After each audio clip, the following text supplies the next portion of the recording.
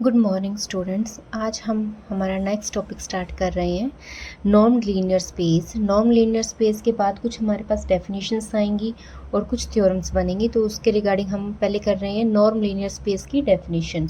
Norm हमने define किया था कि नॉर्म जो है वो कैसे हम डिफाइन करते हैं किसी वेक्टर की। तो आज हम बात करेंगे नॉर्म लीनियर स्पेस क्या होगा। तो देखो हमारे पास पहले नॉर्म लीनियर स्पेस की डेफिनेशन क्या है। डेफिनेशन है हमारे पास कि let V F be a vector space, let V F be a vector space. ठीक है, वी एफ आपके पास क्या है, एक वेक्टर स्पेस है। हमने डिफाइन किया था नॉर्म। नॉर्म की डेफिनेशन क्या थी, कैसे डिफाइन किया था नॉर्म को हमने, डिफाइन नॉर्म। नॉर्म हमारे पास क्या था, u equals to norm of u का मतलब हमारे पास क्या था, u की u के साथ इनर प्रोडक्ट का रूट। ठीक है, for all u belongs to v। u किसके एलिमेंट लिए थे हमने, v के एलिमेंट लिए थे। ठीक है, अब हम क्या कर रहे हैं, हम नॉर्म लीनियर स्पेस की बात कर रहे हैं। तो नॉर्म लीनियर स्पेस के लिए हम क्या करेंगे, देखो the vector space, then the vector space v with the definition of norm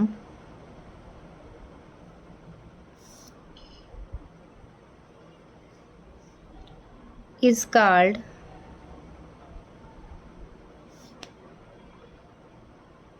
normed linear space if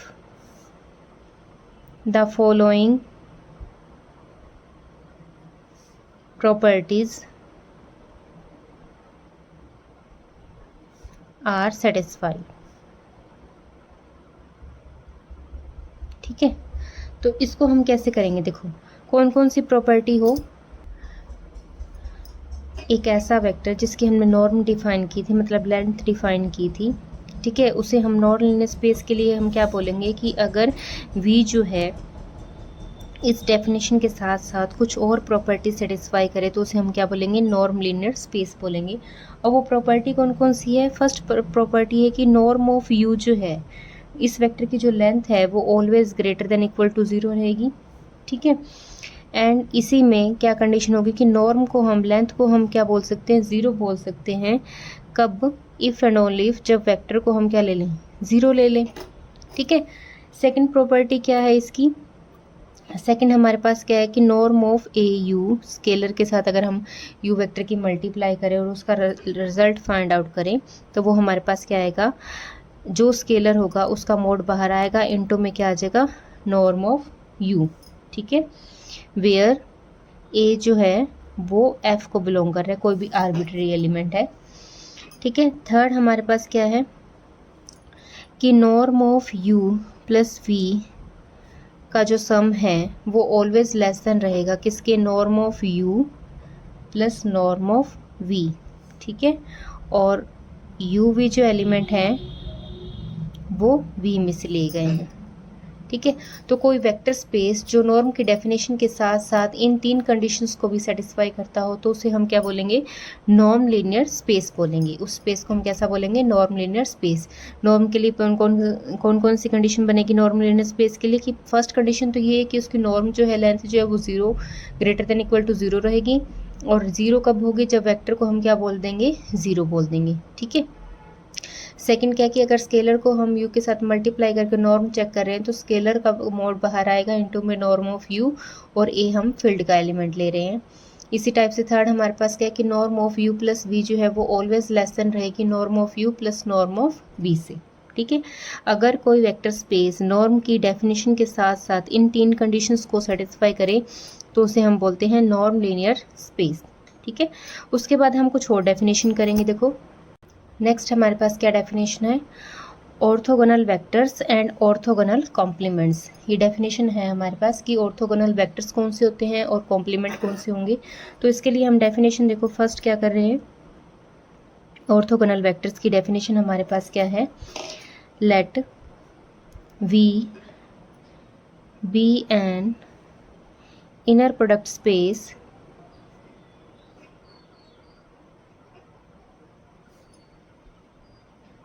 we हमारे पास क्या है कि इनर प्रोडक्ट स्पेस है। ए वेक्टर लिया हमने यू इस इनर प्रोडक्ट स्पेस में से, ठीक है। इस वेक्टर को हम बोल रहे हैं is said to be orthogonal to vector v, वो भी इसी का है। इस u एलिमेंट को आप ऑर्थोगोनल बोल रहे हो इस वेक्टर के, ठीक है। इफ़ अगर u और v की जो इनर प्रोडक्ट है वो क्या हो जाए, ज़ीरो हो जाए, ठीक है। ऑर्थोगोनल के लिए हम वेक्टर के लिए हम क्या कर रहे हैं, v हमारे पास क्या है, कोई इनर प्रोडक्ट स्पेस ले रखा है, एक वेक्टर लिया इस v में से, उसको हम ऑर्थोगोनल बोल रहे हैं to the vector v belongs to v if inner product of u and v equals to क्या हो जाए, ज़ीरो, ठीक है। और इसे हम राइट कैसे करेंगे कि u जो है वो ऑर्थोगोनल है किसके, v के। इस टाइप से आपने इसे राइट करना है, ठीक है। तो इनर प्रोडक्ट अगर हमारे पास दो वेक्टर्स की क्या आ जाए, ज़ीरो आ जाए, तो वो वेक्टर कौन से होंगे, ऑर्थोगोनल होंगे, ठीक है। आगे कुछ पॉइंट्स और दे रखे हैं इसमें। अब जैसे कि हमने डिफाइन किया कि u और v की जो इनर प्रोडक्ट अगर हम ज़ीरो ले रहे हैं, ठीक है, इफ़ एंड ओनली इफ़, ये कंडीशन क्या होगी, v और u की इनर प्रोडक्ट भी क्या हो, ज़ीरो हो, ठीक है। अगर हमारे पास क्या दे रखा है कि since inner product of u v equal to zero if and only if v और u की इनर प्रोडक्ट भी क्या हो जाए, ज़ीरो हो जाए, ठीक है। तो यहाँ से क्या हम बोल सकते हैं कि u जो है, u is orthogonal to v if and only if v is orthogonal to u, ठीक है। इन दोनों कंडीशन के अकॉर्डिंग कि अगर u ऑर्थोगोनल v के है, इफ़ एंड ओनली इफ, तो v भी क्या होगा, ऑर्थोगोनल होगा किसके, u के। मतलब कि हम इस टाइप से बोल रहे हैं if and only if v भी क्या हो जाए, ऑर्थोगोनल हो जाए किसके, u के। इन कंडीशंस के अकॉर्डिंग ऑर्थोगोनल के राइट हम ऐसे करेंगे परपेंडिकुलर के साइन में, ठीक है। सेकंड में एक पॉइंट और बोल रहा है कि अगर हम इनर प्रोडक्ट ज़ीरो और v वेक्टर की ले लें, वो क्या आ जाए, ज़ीरो आ जाए, for all v belongs to v, ठीक है। तो जो तब हम क्या बोल रहे हैं, ये जो ज़ीरो वेक्टर रिप्रेजेंट कर रहे हैं वो क्या होगा, ऑर्थोगोनल होगा to every vector v of v, ठीक है। तो zero vector is orthogonal to every vector v belongs to v। Zero vector जो है वो ऑर्थोगोनल होगा हर एक वेक्टर का v बिलोंग्स टू v के, ठीक है। तो ये ऑर्थोगोनल की डेफिनेशन के अकॉर्डिंग हमने ये चेक करनी है कि दो वेक्टर को हम ऑर्थोगोनल कब बोलेंगे, जब उनकी इनर प्रोडक्ट क्या हो जाए, ज़ीरो, ठीक है। और इस टाइप्स की अगर ऑर्थोगोनल की फॉर्म में हम बोल ही रहे हैं तो इसका मतलब क्या है कि v को भी ऑर्थोगोनल होना पड़ेगा किसके, u के। मतलब कि इनकी इनर प्रोडक्ट भी क्या होनी चाहिए, ज़ीरो होनी चाहिए, ठीक है। कुछ और डेफिनेशन हम देखते हैं। नेक्स्ट हमारे पास कुछ और डेफिनेशन आ रही है। अगर मान लीजिए हम सबस्पेस की बात करें, ठीक है, सबस्पेस के ऊपर क्या कंडीशन अप्लाई होगी, देखो, let W be a subspace of V, ठीक है। W को हम क्या ले रहे हैं, सबस्पेस ले रहे हैं V का। Any vector U belongs to V का एक एलिमेंट लिया, is said to B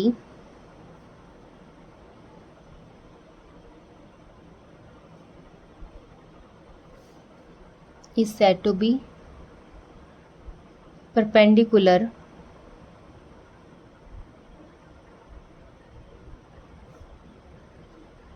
to the subspace W if inner product of U and W किसके इक्वल हो जाए, ज़ीरो के इक्वल हो जाए, for all W belongs to W, ठीक है। Let W be a subspace of V, W जो है सबस्पेस है किसी वेक्टर स्पेस का, एक वेक्टर लिया आपने V में से, उसे हम परपेंडिकुलर बोल रहे हैं to the subspace W, W के परपेंडिकुलर बोल रहे हैं। कब बोल रहे हैं? जब U और W की जो इनर प्रोडक्ट है वो क्या हो जाए, हमारे पास 0 हो जाए। ठीक है, for all W belongs to W, W element किसका लेके चले हैं हम? सबस्पेस का लेके चले हैं। ठीक है, अगर ये कंडीशन होल्ड कर रही है तो इसको हम क्या बोलेंगे कि हमारे पास क्या है, W जो है वो सबस्पेस होगा। ठीक है, और परपेंडिकुलर की अगर कंडीशन आ जाएगी तो इनके इनर प्रोडक्ट क्या बनेगी? 0 बनेगी। ठीक है, एक डेफिनेशन और देखो, इसी टाइप की कुछ और डेफिनेशंस बन रही है हमारे पास। अगर मान लीजिए हम क्या बोल रहे हैं कि W1 and W2, let W1 and W2 be subspaces of V। ठीक है, then W1 and W2 are said to be orthogonal if अगर W1 W2 की इनर प्रोडक्ट क्या हो जाए? 0 हो जाए। ठीक है, फॉर ऑल W1 जो एलिमेंट है वो सबस्पेस W1 का होगा एंड W2 जो एलिमेंट है वो कैपिटल W2 सबस्पेस का होगा। ठीक है, तो ये सबस्पेस के अकॉर्डिंग हम चेक कर रहे हैं कि अगर सबस्पेस आ जाए हमारे पास तो उसमें हम ऑर्थोगोनल की कंडीशन को कैसे चेक करेंगे। अगर दो सबस्पेसेस दे रखे हैं, ठीक है, W1 एंड W2, उनको हम क्या बोल रहे हैं? ऑर्थोगोनल बोल रहे हैं। कब बोल रहे हैं? जब उनकी कॉरस्पॉन्डिंग एलिमेंट की इनर प्रोडक्ट क्या आ रही है? 0 आ रही है, जिसमें से फर्स्ट एलिमेंट क्या रहेगा? W1 स्पेस का रहेगा एंड सेकेंड एलिमेंट किसका रहेगा? W2 स्पेस का। ठीक है, एक डेफिनेशन हम करते हैं अब कॉम्प्लीमेंट की।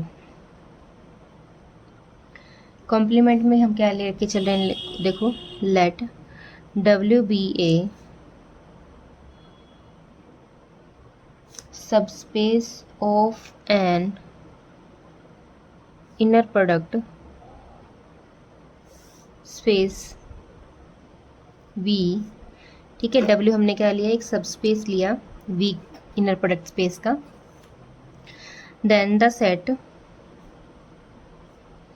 एक सेट डिफाइन किया W कॉम्प्लीमेंट, जो ऐसे हम परपेंडिकुलर की फॉर्म में से डिफाइन करेंगे। W के ऊपर हमने परपेंडिकुलर डिफाइन कर दिया। V belongs to V element हमने स्पेस का ही लिया है, वेक्टर स्पेस का ही लिया है, सच दैट V की इनर प्रोडक्ट हम W से करें तो रिजल्ट हमारे पास क्या है? 0 for all W belongs to W। ठीक है, is called orthogonal complement of W। ठीक है, कॉम्प्लीमेंट को हम ऐसे नोटेशन देंगे जिसमें हम क्या बोल रहे हैं कि अगर एक एलिमेंट V का हो तो V के एलिमेंट की W के एलिमेंट के साथ अगर इनर प्रोडक्ट की जाए तो वो रिजल्ट हमारे पास क्या आ रहा है? 0 आ रहा है। तो उस सेट को हम क्या बोलेंगे? ये ऑर्थोगोनल कॉम्प्लीमेंट है ऑफ W के लिए। ठीक है, और उसे हम नोटेशन क्या देंगे कि W अगर सबस्पेस है आपके पास, ठीक है, तो ये जो सेट हम डिफाइन करें जिसमें हम W के ऊपर परपेंडिकुलर लगा रहे हैं और सेट को हम इस टाइप से लेके चल रहे हैं, तो वो क्या बनेगा? ऑर्थोगोनल कॉम्प्लीमेंट बनेगा।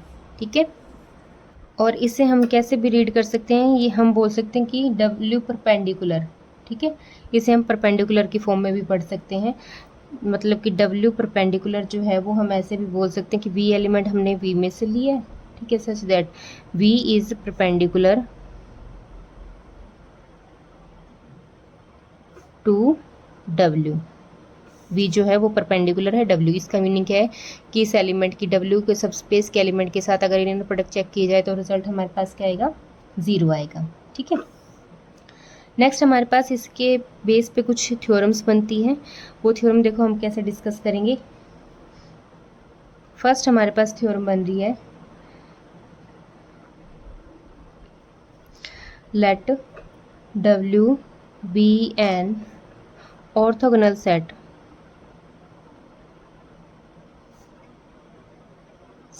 Of non-zero vectors in an inner product space then W is linearly independent. ठीक है, क्या डिफाइन किया है? Let W be an orthogonal set of non zero vectors. W हमारे पास कैसा है? एक ऑर्थोगोनल सेट दे रखा है ऑफ नॉन जीरो वेक्टर्स का, किसी इनर प्रोडक्ट के। देन हमने W सेट को क्या बताना है कि W जो है वो हमारे पास क्या होगा? लीनियरली इंडिपेंडेंट होगा। अब लीनियरली इंडिपेंडेंट की जब भी बात आएगी उसमें हम क्या करते हैं कि जो भी हम स्केलर्स यूज़ करेंगे वो सारे के सारे क्या होने चाहिए? ज़ीरो होने चाहिए, तभी आप जो भी सेट आप डिफाइन कर रहे हो उसको हम क्या बोल सकते हैं? इन लीनियरली इंडिपेंडेंट बोल सकते हैं। तो सेम हम वही कंडीशन चेक करेंगे। ठीक है, तो सबसे पहले जो W आपके पास कैसा सेट दे रखा है? ऑर्थोगोनल सेट दे रखा है, तो सबसे पहले हम वो डिफाइन करेंगे। ठीक है, लेट W में हमने डिफाइन किया जिसमें हमारे पास U1 U2 up to UN elements हैं। ठीक है, और ये सेट हमारे पास क्या है? ऑर्थोगोनल सेट दे रखा है। ठीक है, ऑफ नॉन ज़ीरो एलिमेंट्स या वेक्टर्स बोल दो। ठीक है, non zero vectors in an inner product space.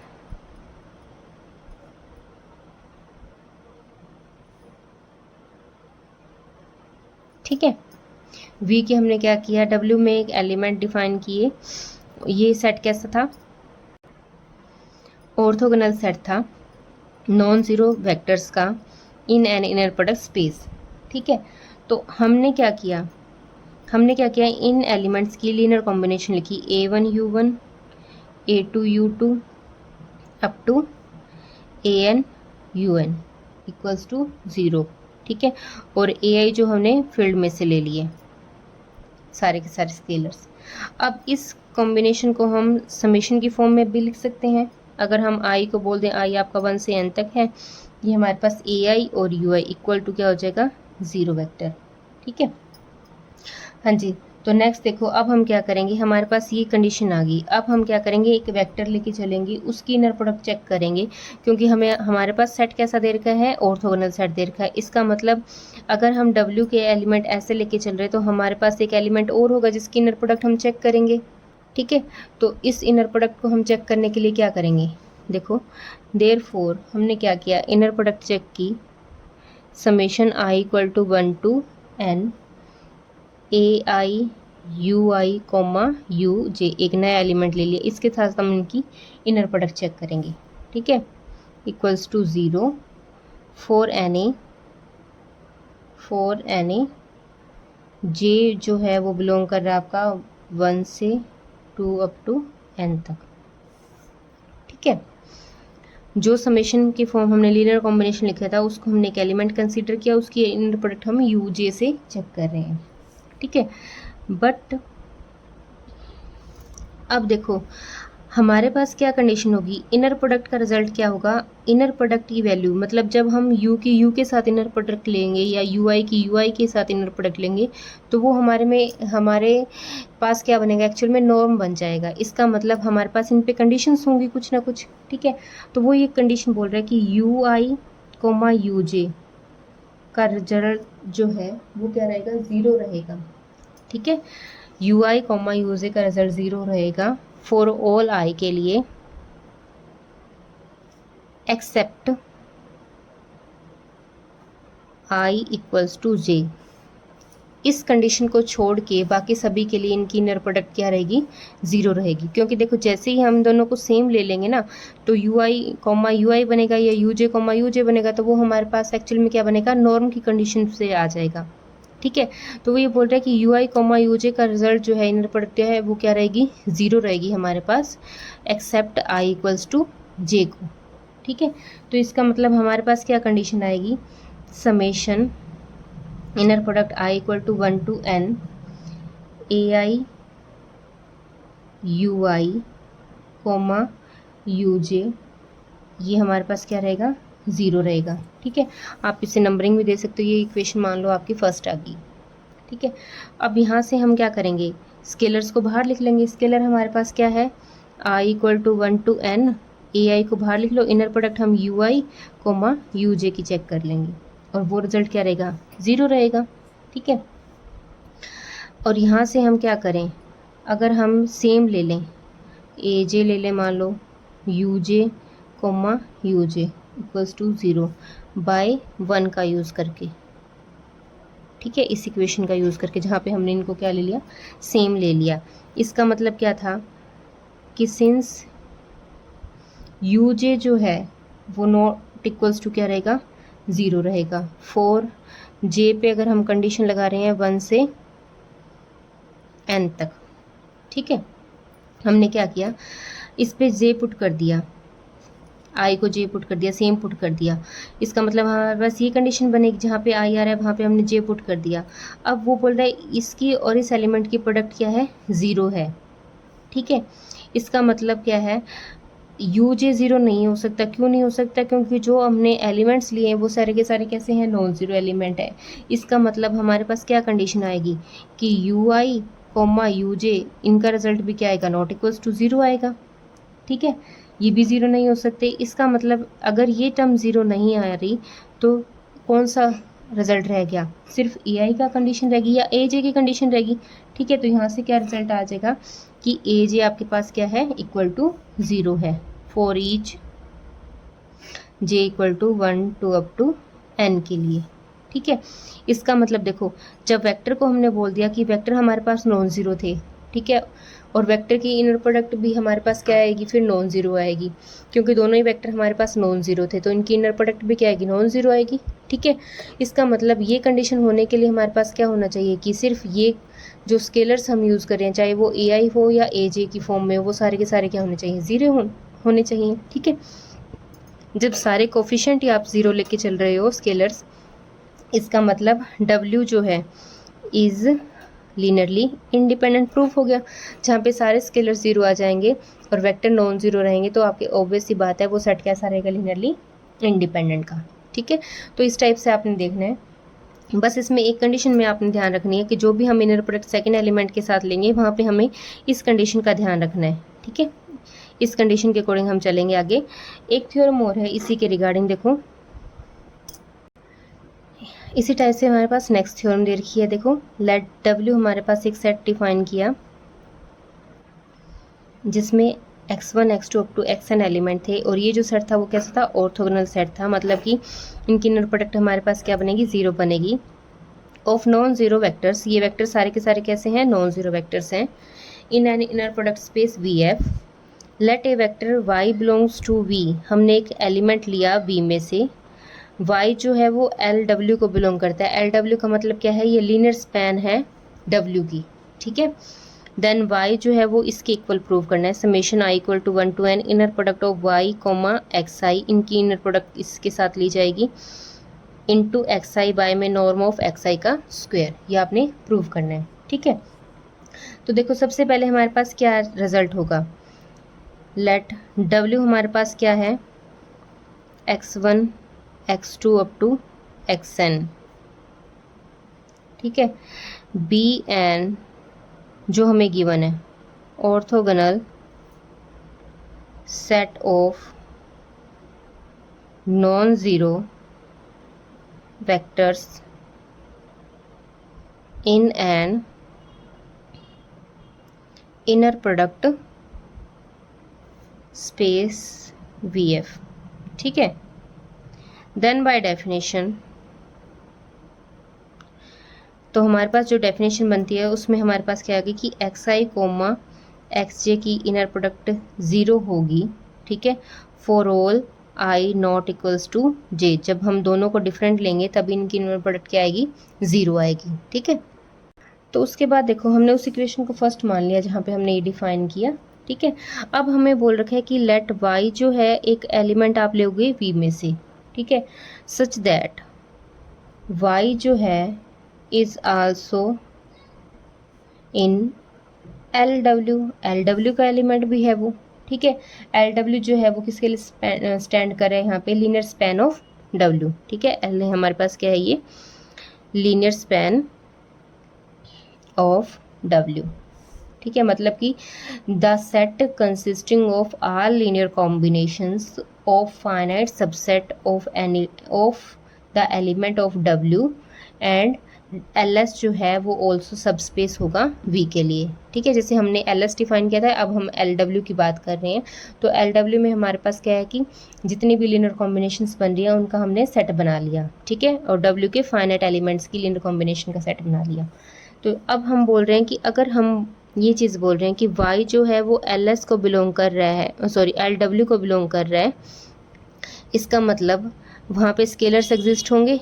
ठीक है, there exist scalars AI belongs to F। ठीक है, सच दैट, तो हम कैसे करेंगे, y किसके इक्वल होगा, समेशन की फॉर्म में लिख दें इसे, i इक्वल टू 1 से n तक AI इंटू एक्स आई, क्योंकि W के अंदर हमारे पास एलिमेंट क्या थे, x1 x2 up to xn type के एलिमेंट थे। तो y अगर LS का एलिमेंट है तो y किसके इक्वल होगा, इसके इक्वल होगा। ठीक है, अब हमने क्या किया, इस y की इनर प्रोडक्ट ले ली किसी एलिमेंट के साथ, y कोमा एक्स के। ठीक है, इसका मतलब यहाँ पे हमारे पास इनर प्रोडक्ट आएगी i equal to 1 to n AI x i comma x k. ठीक है, और k आपके पास क्या है, 1 से n तक है। ठीक है, अब ये इक्वेशन नंबर आपकी 2 बन जाएगी। ठीक है, हाँ जी। तो उसके बाद नेक्स्ट स्टेप में देखो हमारे पास क्या रिजल्ट आएगा। अब हमने इस एलिमेंट की, जो LS का एलिमेंट था, उसकी इनर प्रोडक्ट की किसी एलिमेंट XK के साथ। ठीक है, तो सेम पहले वाले रिजल्ट के अकॉर्डिंग हम इसे चेक करेंगे कि i इक्वल टू 1 से n तक बाहर आ जाएगा और स्केलर बाहर XI कोमा XK रह जाएगा। ठीक है, फिर अगेन इसको हम कैसे लिख सकते हैं, अगर हम सेम पुट कर दें जो हमने फर्स्ट इक्वेशन का यूज़ किया है, AK inner product XK comma XK। ठीक है, बाय यूजिंग 1 का यूज़ करके हम इसे सेम पुट कर दें तो हमारे पास ये रिजल्ट क्या बनेगा, देखो AK तो एज इट इज़ रहेगा और AK की इनर प्रोडक्ट हमारे पास क्या रहेगी, नॉर्म ऑफ सॉरी XK की XK से इनर प्रोडक्ट हमारे पास नॉर्म ही बनेगी। ठीक है, वो उसका हमने स्क्वायर कर लिया। ठीक है, अब ये किसके इक्वल चल रहा था, y इंटू में XK की फॉर्म से चल रहा था। ठीक है, हमें स्केलर की वैल्यू निकालनी है, तो AK हमारे पास क्या आ जाएगा, AK हमारे पास आ जाएगा इनर प्रोडक्ट, इसको शिफ्ट कर दो, y कोमा XK बाय में क्या आ जाएगा, नॉर्म ऑफ XK का स्क्वायर। ठीक है, और अगर आप इसे चेंज करना चाहो तो हमारे पास AI की फॉर्म में जैसा हमें प्रूव करना है उसके अकॉर्डिंग करें, तो y कोमा XI। ठीक है, बाय में क्या आ जाएगा, नॉर्म ऑफ XI का स्क्वायर। ये इक्वेशन नंबर आ गया आपके पास 3। ठीक है, अब इस AI की वैल्यू हम क्या करेंगे, AI की वैल्यू यूज़ कर देंगे इन इक्वेशन नंबर 2 में, यहाँ पे हम यूज़ कर देंगे। ठीक है, तो y हमारे पास क्या आ जाएगा, using the value of AI in equation 2, जो हमने AI निकाला है उसकी वैल्यू को हम यहाँ पे पुट कर देंगे। ठीक है, तो y किसके इक्वल आ जाएगा, देखो y हमारे पास आ जाएगा summation i equal to 1 to n।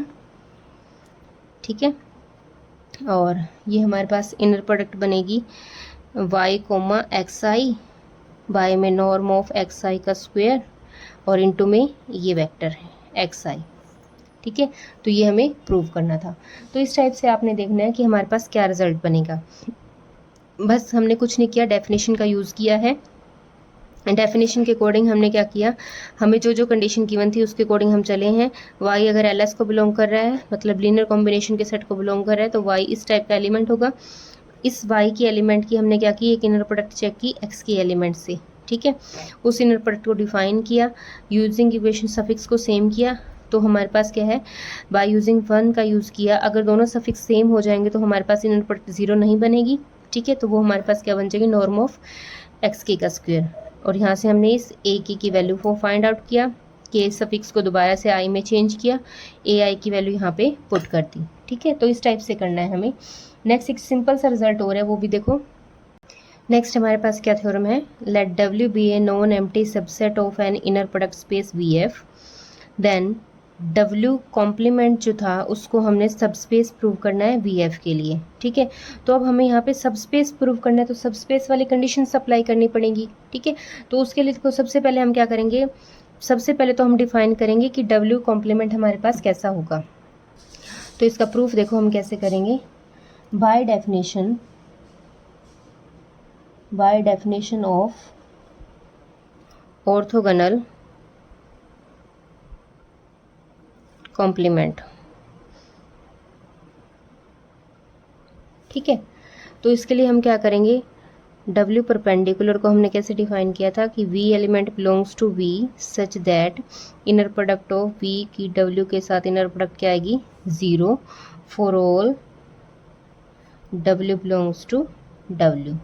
ठीक है, तो हमने ये डेफिनेशन का यूज़ किया है। अब हमने क्या करना है, इस परपेंडिकुलर की कंडीशन को क्या प्रूव करना है कि ये हमारे पास क्या होगा, सब स्पेस होगा किसी vector space, sorry inner product space का, VF का। ठीक है, तो सबसे पहले हम क्या करते हैं कि नॉन ज़ीरो प्रूव करेंगे। अब हमारे पास एक रिजल्ट था, देखो नॉन ज़ीरो प्रूव करने के लिए हम क्या करते हैं, 0 और W लेके चलते हैं। ठीक है, इक्वल्स टू 0 होगा for all W belongs to W। ये कंडीशन होती है कि 0 की अगर हम इनर प्रोडक्ट W के साथ लें तो वो 0 को रिप्रेजेंट करेगा। ठीक है, मतलब 0 वेक्टर को हमने अभी भी डिस्कस किया था कि 0 वेक्टर जो होगा वो क्या बनेगा, ऑर्थोगोनल होगा two of all vector of W, या W के लिए वो क्या बन जाएगा, ऑर्थोगोनल। ठीक है, इसका मतलब अगर ये चीज़ है, इसका मतलब W जो है वो 0 जो है वो W परपेंडिकुलर में बिलोंग कर गया। ठीक है, तो यहाँ से हमने क्या किया, जिस सेट को भी हम सब स्पेस प्रूव कर रहे हैं पहले उसे हमने नॉन एम्प्टी प्रूव कर दिया, जैसे हम प्रीवियस टॉपिक में पढ़ते आए हैं थ्योरम्स। ठीक है, फिर हम क्या लेके चलेंगे, अब इस सेट को आपने क्या करना है, सब स्पेस प्रूव करना है। तो जिस सेट को आप सब स्पेस प्रूव करोगे वहीं से 2 एलिमेंट उठाओगे। Let V1 and V2 belongs to W perpendicular. ठीक है, एंड जो स्केलर्स हैं A B वो हमने फील्ड में से ले लिए। ठीक है, इसका मतलब अगर हम ये लेके चल रहे हैं 2 एलिमेंट, तो इसका मतलब क्या है, V1 की W के साथ इनर प्रोडक्ट भी 0 होगी एंड V2 की W के साथ भी इनर प्रोडक्ट क्या होगी, 0 होगी, क्योंकि हमने ये एलिमेंट ही कॉम्प्लीमेंट में से उठाए हैं और कॉम्प्लीमेंट के सेट को हमने ऐसे डिफाइन किया था। ठीक है, इस फॉर्म का डिफाइन किया था। अब यहाँ से अगर हम चेक करें तो हमारे पास क्या रिजल्ट आएगा। अब देखो, अगर हम ये लेके चलें A V1 plus B V2 W की इनर प्रोडक्ट लें तो ये हमारे पास क्या आएगा, A बाहर आ जाएगा, V1 W प्लस B बाहर, V2 W। ठीक है, और ये हमारे पास 0 ही दे रखी है, तो A इंटू में 0 प्लस B इंटू में 0। ठीक है, for all W belongs to W। ठीक है, तो यहाँ से ओवरऑल रिजल्ट हमारे पास क्या आ गया, 0 आ गया। इसका मतलब ये एलिमेंट जो था A V1 plus A V2 ये किसको बिलोंग कर गया, W परपेंडिकुलर को बिलोंग कर गया। ठीक है, यहाँ तक ये रिजल्ट आया। इसका मतलब V1 V2 अगर W परपेंडिकुलर के एलिमेंट्स थे तो उनकी लीनियर कॉम्बिनेशन A1 प्लस में B V2 ये भी W परपेंडिकुलर में होगी। ठीक है, तो इसका मतलब यहाँ से हमारे पास क्या है कि W परपेंडिकुलर इज ए सब स्पेस ऑफ V। ठीक है, W परपेंडिकुलर हमारे पास क्या बन जाएगा, सब स्पेस बनेगा। ठीक है, तो ये सिंपल सी थ्योरम्स थी कुछ हमारे पास ऑर्थोनॉर्मल सेट पे, और थ्योरम्स भी है वो आप ट्राई करके देखना। जो भी डाउट्स आएंगे वो हम डिस्कस करेंगे। आज के टॉपिक में हम इतना करेंगे, नेक्स्ट हम देखते हैं कौन सी इंपॉर्टेंट थ्योरम बची है वो ट्राई करेंगे। Okay students, thank you.